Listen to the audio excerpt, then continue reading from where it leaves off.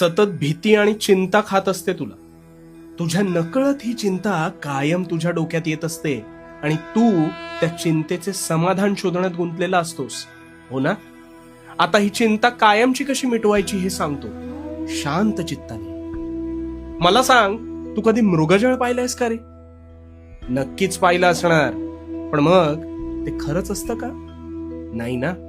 क्षणभंगूर असलेलं ते मृगजळ त्वरित नाहीसं होतं. आता तशी तुझी ही चिंता आहे. ती मुळात अस्तित्वातच नसते. तू विनाकारण वारेमाप विचार करून ती निर्माण करतोस आणि त्या चिंतेला तुझ्या डोक्यात घर करून देतोस आणि मग स्वतःच्याच नकळत त्या चिंतेत गुरफटत जातोस आणि आत्मविश्वास गमावून बसतोस. विचार करावा रे, पण थोडा करावा.